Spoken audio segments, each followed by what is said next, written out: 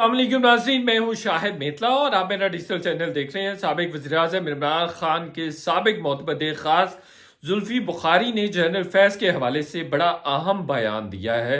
ये अहम बयान उन्होंने अभी क्यों दिया है, जनरल फैज़ के साथ जुल्फ़ी बुखारी का वर्किंग रिलेशनशिप कैसा था, बुश्रा बीबी के साथ जुल्फ़ी बुखारी की नाराज़गी की वजूहात क्या थी, और मोहम्मद बिन सलमान ने इमरान खान को फ़ोन क्यों किया था और जुल्फ़ी बुखारी के हवाले से क्या बात की थी, इन तमाम इश्यूज पर आज हम बात करेंगे। जुल्फी बुखारी का बयान आया है जी जियो पर। उन्होंने जो जियो न्यूज़ के एंकर हैं शहजाद इकबाल साहब, उनके साथ एक शो में पार्टिसिपेट किया और बड़ा अहम बयान दिया। उन्होंने कहा कि जनरल फैज़ उस वक्त के वज़ीर आज़म इमरान खान को जितनी भी इंफॉर्मेशन दे रहे थे वो मैनिपुलेटेड इंफॉर्मेशन थी, और वो इंफॉर्मेशन इसलिए दी जा रही थी और मैनिपुलेटेड इंफॉर्मेशन इसलिए देते थे और अपने मफाद में इंफॉर्मेशन इसलिए देते थे कि वो आर्मी चीफ बनना चाहते थे। फिर उन्होंने ये भी कहा कि पीटीआई और फौज के दरमियान इख्तलाफात नहीं थे, कोई लड़ाई नहीं थी। बुनियादी तौर पर उस वक्त जो आर्मी चीफ थे जनरल कमर जावेद बाजवा साहब और इमरान खान साहब, उन दोनों का इख्तलाफ था जिसकी वजह से एक दूसरे के साथ चलना मुमकिन नहीं रहा था। फिर उन्होंने ये भी कहा कि ओहदे को सपोर्ट करना चाहिए, किसी भी पॉलिटिकल ऑफिस होल्डर को किसी फर्द को नहीं सपोर्ट करना चाहिए। ये तमाम बातें जुल्फी बुखारी को और बाकी तमाम पीटीआई वालों को 9 मई के बाद याद आ रही हैं। आप देखिए कि इस दौरान जब वज़ीर-ए-आज़म, उस वक्त के वज़ीर-ए-आज़म इमरान खान साहब को हटाया गया अप्रैल 2022 में, उसके बाद नवंबर तक, बल्कि दिसंबर क्या बल्कि उसके बाद तक उन्होंने अच्छा खासा सर्कस लगाए रखा।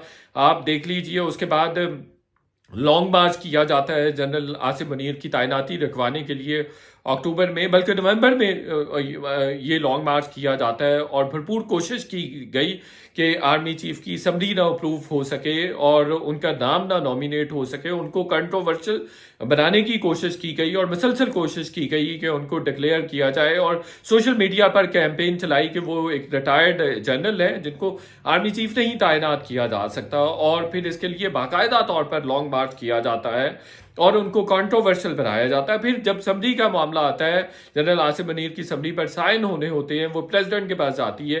प्रेसिडेंट आरिफ अलवी भी गैर जिम्मेदारी का मुजाहरा करते हुए इमरान खान साहब के पास जाते हैं, लाहौर जाते हैं और वहाँ से अप्रूवल लेके और फिर शाम को आते हैं। बहरहाल उस वक्त मैंने खबर दे दी थी, एक आध दिन पहले ही दे दी थी कि जो आरिफ अलवी हैं वो समरी पर साइन कर देंगे, और वो वैसा ही हुआ। समरी पर उन्होंने साइन कर दिया। फिर इसी तरह से इमरान खान साहब जो सहाफ़ियों के साथ उस वक्त बातचीत करते थे जनरल आसिम मुनीर के हवाले से, उसमें भी उनको कंट्रोवर्शियल करने की कोशिश करते थे कि उनको काम नहीं आता, उनको ये नहीं आता, वो ये नहीं कर सकते या वो नहीं कर सकते। तो उनकी जो एलिजिबिलिटी थी, उनकी जो क्रेडिबिलिटी थी, जो लेजिटिमेसी थी, उसको भी मुसलसल वो टारगेट करते रहे। और अनफॉर्चुनेटली उस वक्त जुल्फी बुखारी साहब को ये तमाम ख्याल नहीं आया, ये तमाम बातें करनी याद नहीं थी।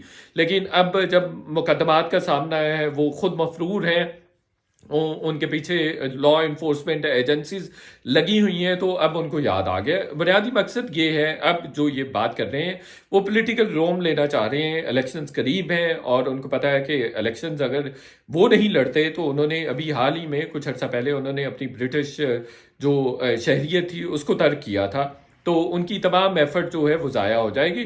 और शायद जुल्फी बुखारी के पास ये कहा भी जा सकता है कि जिस तरह से उन्होंने कुछ चीज़ें की यहाँ पे पाकिस्तान में रहते हुए, तो ये उनके लिए पहला और आखिरी चांस भी हो सकता है, चूँकि वो कारोबार वहाँ पे कर रहे थे, बरतानिया में कर रहे थे, और फिर वो बहुत ज़्यादा कंट्रोवर्शियल भी हो गए। और ये भी कहा जाता है कि पाकिस्तान की एजेंसीज भी उनको मॉनिटर कर रही थी, उनके तमाम चीज़ें जो वो मूव्स करते थे उसको भी बड़ा मिन्यूटली मॉनिटर किया जाता था उस वक्त।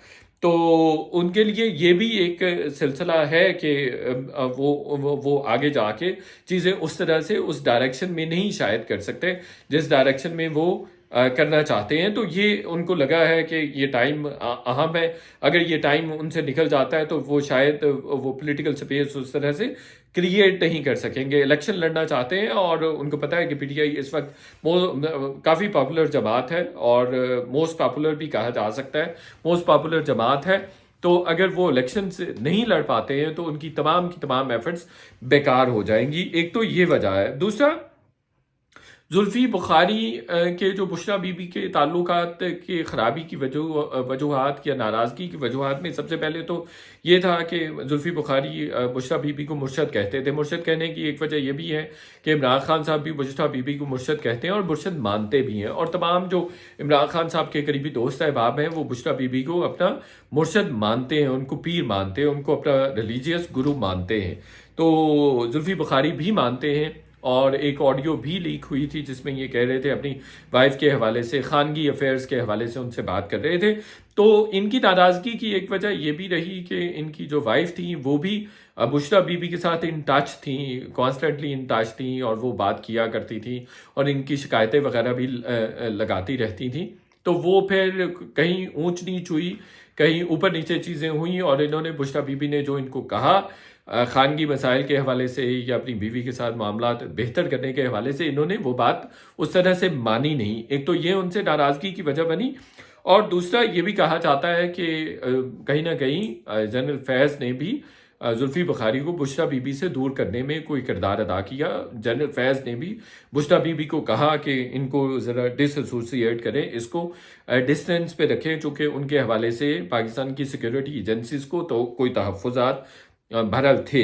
دوسرا ایک اور اہم بات کہ جب انہوں نے سپٹمبر 2019 میں عمران خان صاحب کے ساتھ سعودی عرب کا دورہ کیا تھا, جب ایران نے سعودی عرب پر, سعودی عرب کی ایک آئل فیلڈ تھی, آئل ریفائنری تھی, وہاں پر 2 کے قریب انہوں نے راکٹ فائر کیے تھے جس سے سعودی عرب کی اس آئل فیسیلیٹی کا نقصان بھی ہوا تھا.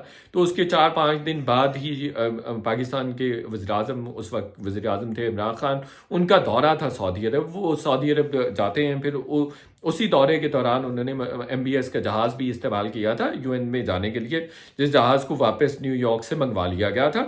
تو اس دورے کے دوران زلفی بخاری بھی عمران خان صاحب کے ساتھ گئے تھے, اور وہ پھر وہاں گئے, انہوں نے جو اہم میٹنگز تھی, ایکسکلوسیو میٹنگز تھی, وہ بھی انہوں نے اٹینڈ کی, اور اس کے بعد وہ پھر عمران خان کے ساتھ UN کی جنرل اسمبلی کا سیشن تھا, اس کو اٹینڈ کرنے کے لیے چلے گئے. پھر اس کے بعد جب یہ ہو گیا, جب عمران خان صاحب واپس آ گئے, تو اس کے بعد MBS نے عمران خان کو فون کیا اور ان کو خاص طور پر منع کیا کہ آئندہ آپ جب بھی سعودی عرب آئیں, آپ نے زلفی بخاری کو اپنے ساتھ نہیں لے کے آنا, چونکہ ان کے حوالے سے ہمارے کچھ تحفظات ہیں, ہم نہیں چاہتے کہ وہ اہم ملاقاتوں کا حصہ بنے یا اہم میٹنگز کا حصہ بنے. اور جو عمران خان صاحب کے حوالے سے عام تاثر یہی ہے کہ وہ بہت اہم میٹنگز میں بھی بڑے کیجول ہوتے تھے, ہر ایک کو لے جاتے تھے, ان کو کسی سینسٹیوٹی کا, ایشوز کی سینسٹیوٹی کا ایسا اس طرح سے پتہ ہی نہیں ہوتا تھا, اس کو ملحوظ خاطر ہی نہیں رکھتے تھے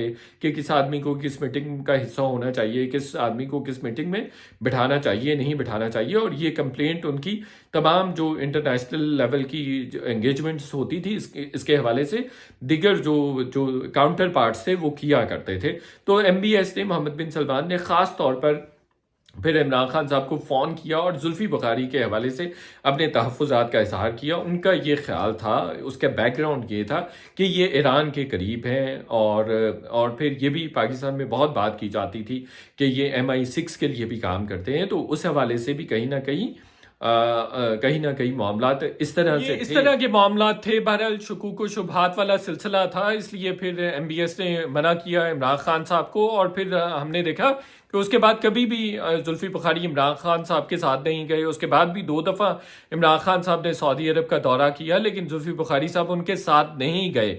یہ خبر میں نے ویسے 4 سال پہلے, میرا خیال ہے نومبر 2019 میں کی تھی یا دسمبر میں کی تھی, نیا دور کے لیے, فرائیڈے ٹائمز کے لیے. 4 سال پہلے یہ خبر میں کر چکا ہوں. اس ویلاگ کو دیکھنے کا بہت شکریہ. آپ سے ریکویسٹ ہے کہ چینل کو ضرور سبسکرائب کریں. Thank you.